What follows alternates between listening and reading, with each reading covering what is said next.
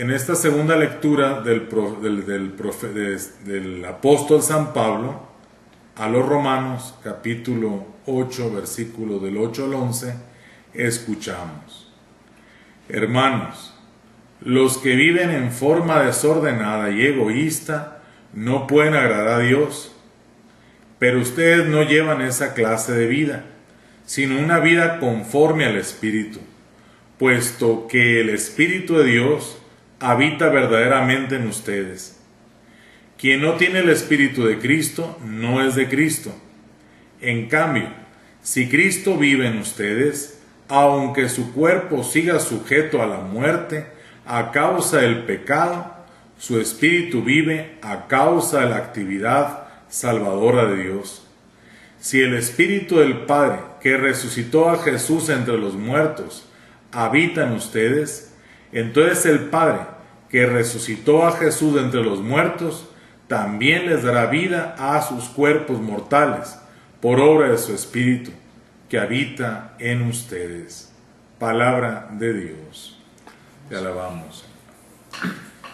Escuchamos hoy, bueno, esto no es un tratado de antropología teológica, es decir, no nos vamos a meter en las honduras de las...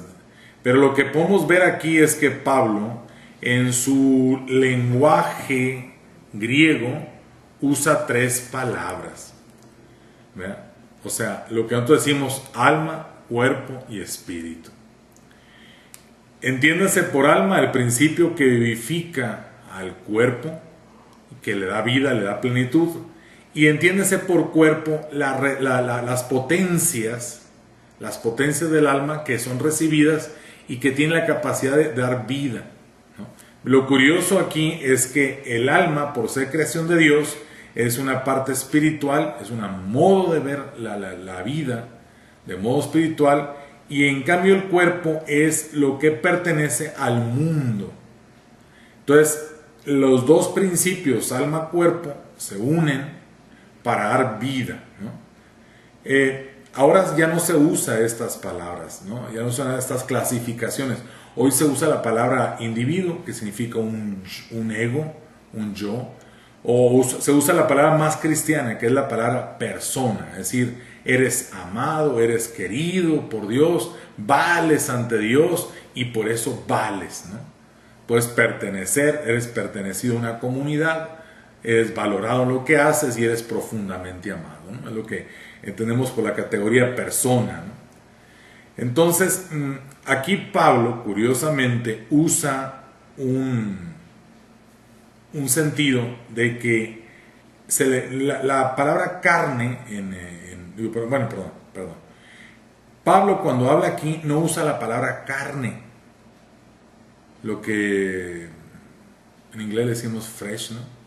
Es decir, que la persona está encerrada en sí misma. No, entiéndase por cuerpo la capacidad del hombre de estar abierto a los demás, en relación con los demás. Entonces, pero dice que este cuerpo es vivificado por el Espíritu. O sea, la mejor relación que hay es la relación con los hermanos en el amor. Entonces, esto es vivificado por el Espíritu. Es decir, el Espíritu de Cristo invita al hombre a hacerlo más pleno, a vivir en plenitud con los demás, en comunión con los demás, en participación con los demás. Entonces, si vivimos el Espíritu de Cristo, tenemos que dejar que el Espíritu actúe en nuestra persona. Y aquí no quise yo mostrarme molesto o fuerte frente a ustedes, sino que hay un llamado profundo a vivir en plenitud el Espíritu de Jesús.